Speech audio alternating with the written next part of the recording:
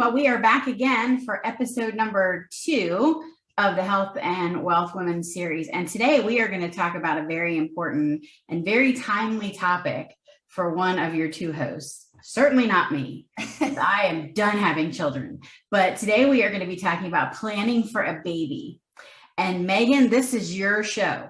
So I know before we talked about, you had come up with like 4 key questions that you have been just tossing around, probably even before you found out you were pregnant, probably for a while. Yeah.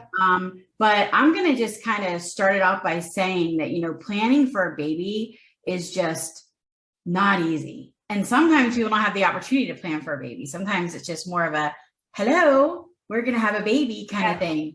So it's good to start planning regardless of what time you actually start planning. So I'm going to hand it over to you, Megan, because you have some really, really good questions. And I'm sure a lot of people have to, ask themselves. So why don't you just take it away?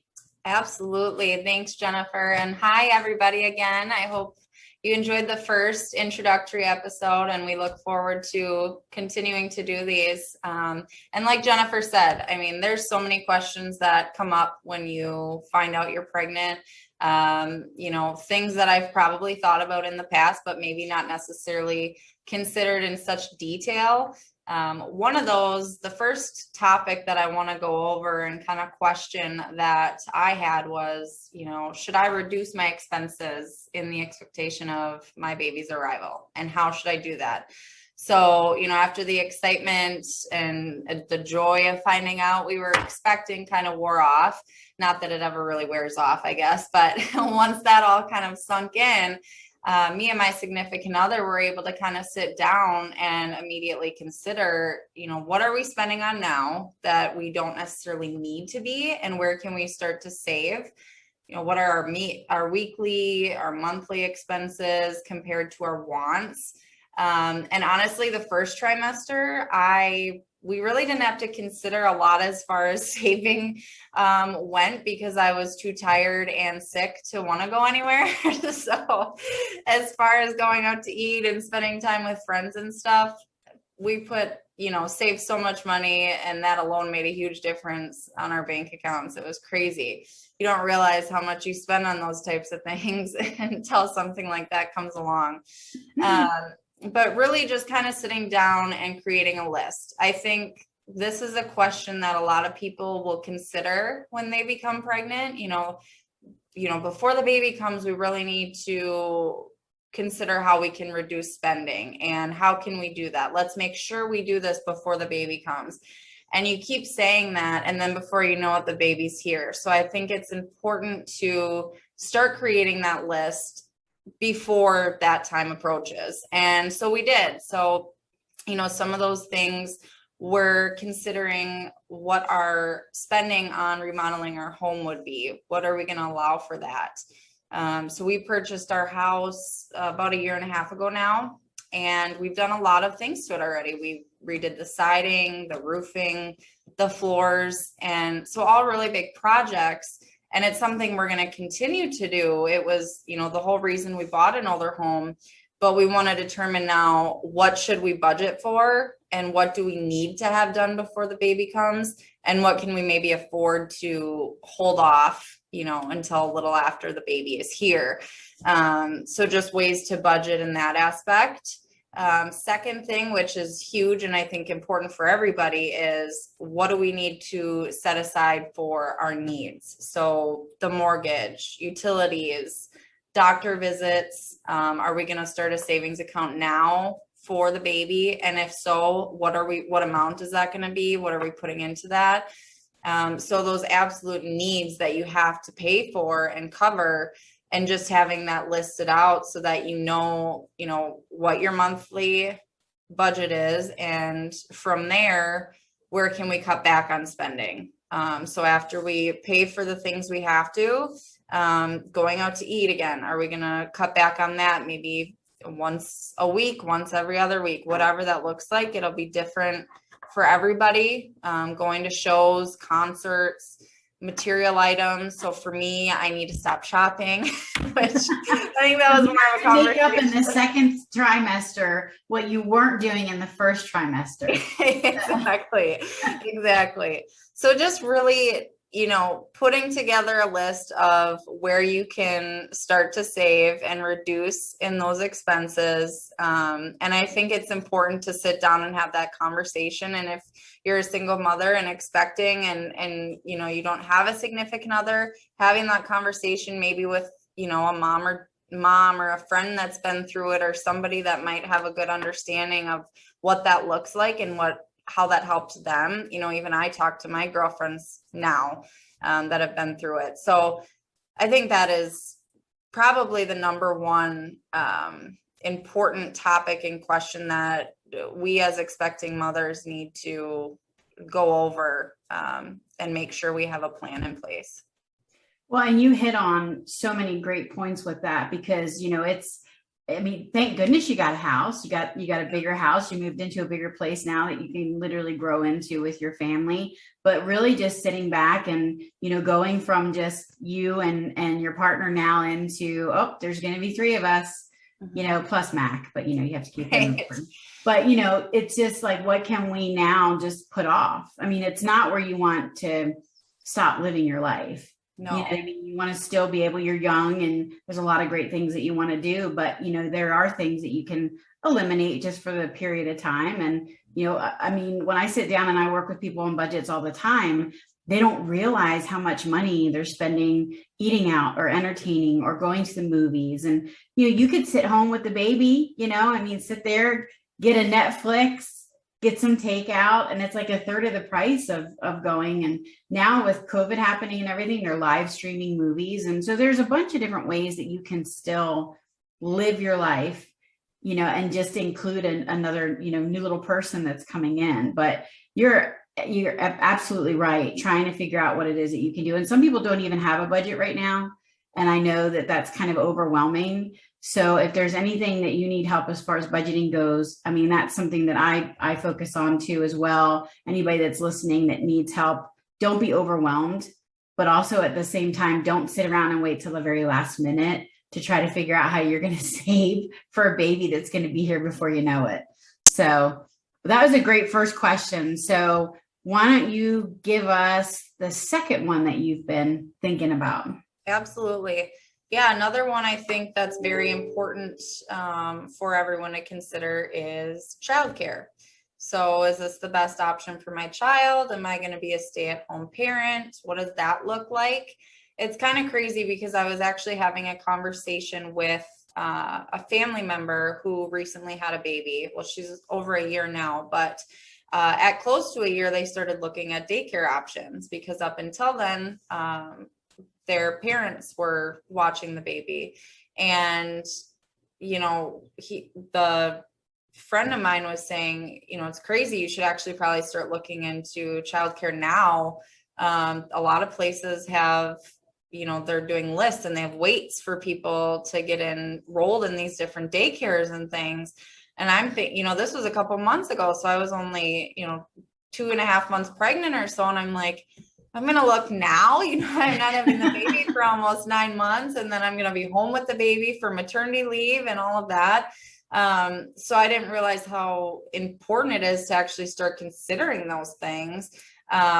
And so, I've done some investigating, not much. Honestly, my significant other and I are very blessed. We have both of our parents are close. My mom is actually going to be moving from Wisconsin, and she'll be retired. And then his parents are also retired. So we kind of have the help there as far as babysitting. So definitely another option, I'm sure, for some out there, but it's not an option for everybody. But even with that, I want to make sure that our child does enroll in a daycare at some point. I would say probably by age 1, just because I think it's so important to have that interaction for her with other kids, with teachers. And I just think it's really a major part of, early development and for her to have that aspect. So just, again, planning for budgeting there because daycare is expensive. I mean, you know, the couple people I've talked to that have younger children that are enrolled in daycare, I mean, the prices they tell me, it's just overwhelming. It's crazy. So that's something else to, you know, just consider. How are you going to be using daycare? If so, when should you start looking into it? It might be sooner than you think. And what kind of money do you have to set aside in order to be able to financially handle that? Yeah, I didn't know. I mean, my youngest just turned 21, so I haven't had to deal with a daycare for a very, very long time. Right. Like back in the day, I don't think we had waiting lists where they were even born to be someplace. It's crazy. And I don't know if it's because of COVID or what, if they're narrowing, you know, keeping it smaller, or what the reasoning is behind that, but it's crazy. It's crazy. And from a financial perspective of it, you know, especially if you have a 2-income family and now, you know, somebody's mom's going to probably stay home first. Now, I've had clients where the mom stayed home for maternity leave, and then, you know, she went back to work, and then the father stayed home for a few weeks. And so they both had the opportunity to bond with the baby and be there and experience that. But you have to take a lot into consideration because, you know, you have to look at if it's worth it. You know, figure out what your income is, then you have to realize you're going to be spending gas to get there. If you have to dress a certain way, then you have the expensive clothing. Then are you eating lunch out? Or are you taking it with you? And then taxes, you know, so I am going to be sharing a booklet that you and I have put together for this. And it gives you a breakdown of really looking at, okay, this is what you make gross, and then figuring out all the expenses, and then really kind of giving yourself a dollar amount to say, maybe this just isn't a really good fit. Maybe one of us should stay home. And now, you know, I guess probably with COVID, more stay-at-home positions and opportunities have been made. So there are a lot of people who are making, you know, I mean, really good money staying at home. And it may be a point where when the baby's asleep, you can do some, you know, work at home stuff, computer work, data entry, customer service. So, you know, it's really sitting down and weighing out everything, you know, from waiting lists to how you're going to afford it. And really as a new mom, this is your first baby. Do you want to? Now, I hope you go back to work because we have a very good working relationship. I will definitely be coming back to work. I'm going to be like calling you at home. Like, is the baby asleep? Because I need you. Yeah.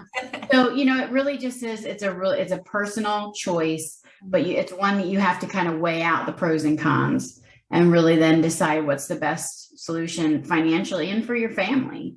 You know, that's a lot to think about. It is. And like you said too, I plan to take the full 12, you know, weeks or whatever that looks like. And then my boyfriend is going to be probably, like you said, how some do, you know, the female does maternity leave and then the husband or boyfriend comes in and does, you know, the second half, the dad. And that's, I think that's our plan. So at least we can expand it as long as possible. But then, yeah, that too, it goes quick. And then before you know it, you got to figure out what you're going to do. So. Yeah. And then before you know it, they're in the terrible twos and you're both trying to find really good reasons not to be home. Right. I need daycare 7 days a week. Yeah.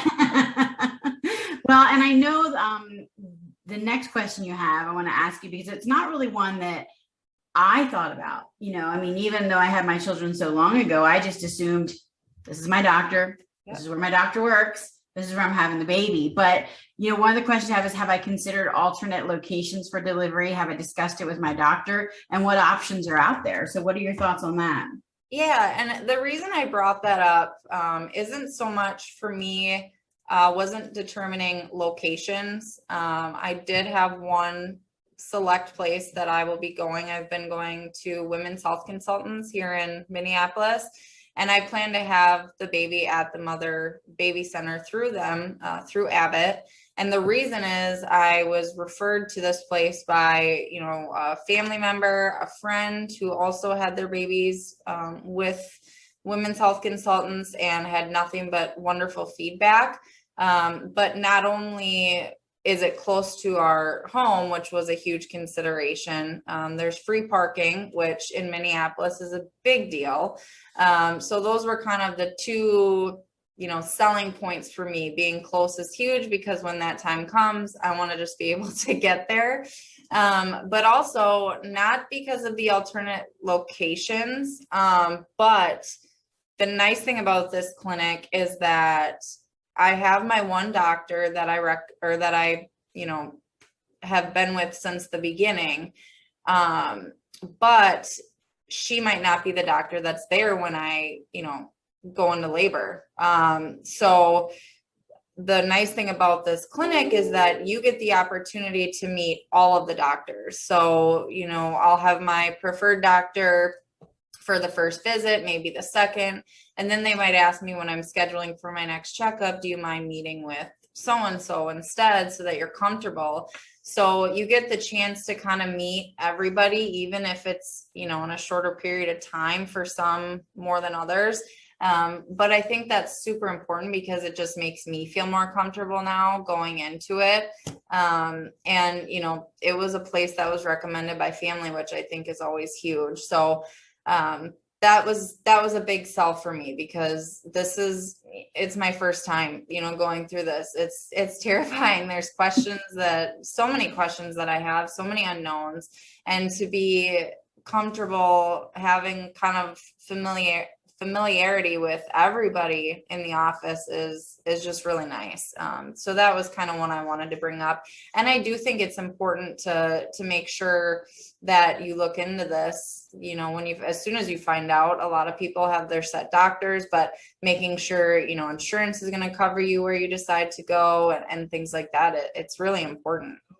Well, not only that, but I mean, I would have never thought free parking. That's huge. It is. I know every time I go over to the doctors, I think it's like $6 to get in, or then $10 or $20 if you're there all day. And if you have family and friends that are going to come up and want to see the baby, you want it to be like they can come and it's free parking, and it's not going to be an expense from them, because it's not like the hospital is going to validate, to come see the baby. But I mean, that's a great point. And I didn't know that there were some facilities that were offering kind of like birthing packages where you knew exactly specifically how much everything was going to cost.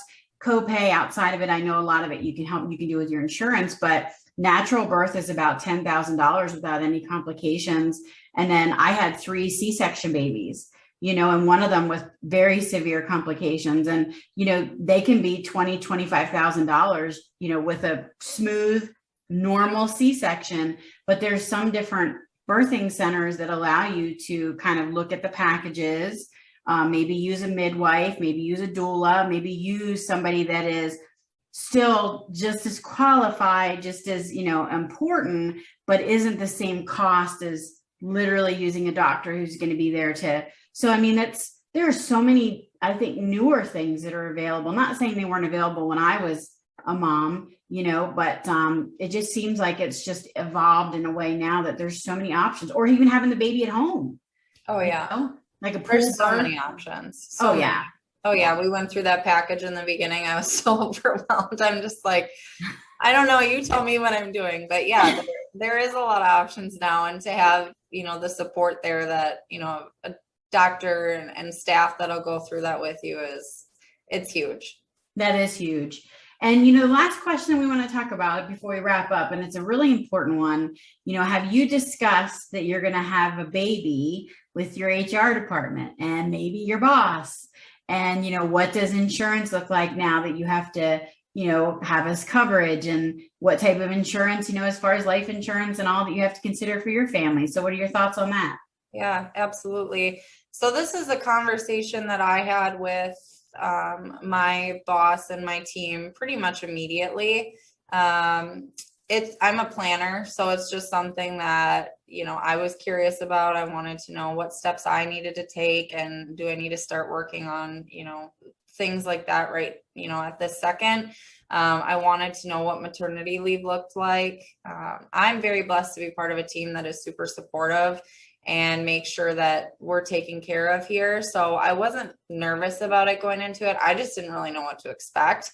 So I've had conversations with friends and people in my circle to see kind of what they've experienced from a maternity leave aspect, what their benefits looked like, what insurance looked like, because this is all new to me. So didn't really know what to expect there. But ultimately, after conversations and some research, I will be taking a full 12-week leave using my short-term disability. So then I was like, okay, short-term disability, what does that look like? I knew I had it. I haven't really looked at it. So contacting them, talking to my boss to, find out, do I need to fill something out now? Do I wait? Does it take a while to kick in? What does that look like? And it's just nice to gain that knowledge ahead of time so that you're not scrambling at the end to make sure you're covered. And I also wanted to see if I needed to make any adjustments, health insurance wise. So definitely going to be putting more money into my HSA, for OB visits, for delivery, it just gives me extra tax savings and avoids paying out of pocket. So I think that's a huge thing to do if you have the option. Definitely beef that account up as much as possible because you can use it.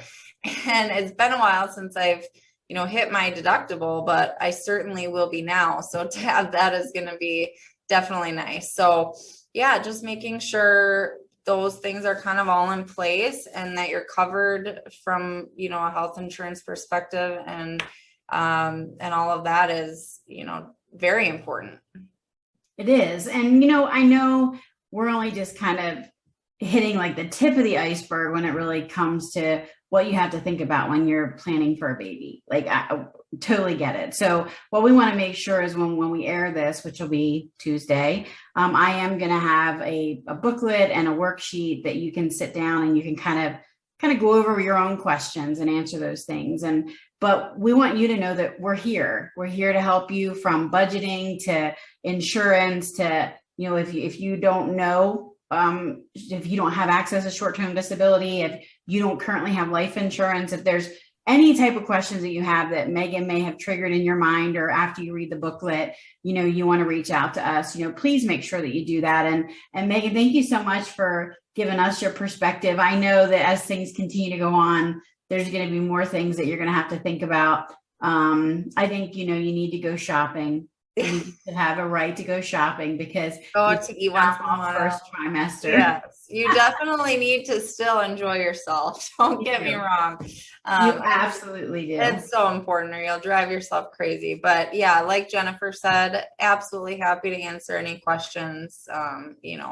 Whether it's triggers life insurance questions or budgeting or health insurance, whatever that looks like, that's what we're here for. We want to be able to trigger some of those questions and make you comfortable for, these life experiences.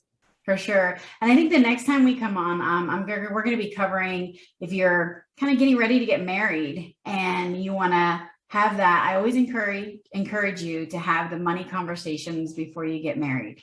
Mm-hmm. It's very, very important. Because you don't want to say I do and then be like, why didn't you tell me? So we're going to go through a checklist of questions to have for newlyweds and give you some additional thoughts and resources for that. But until we see you next time, until I see you again, Megan, yes. Thanks everybody for tuning in. Thanks everyone.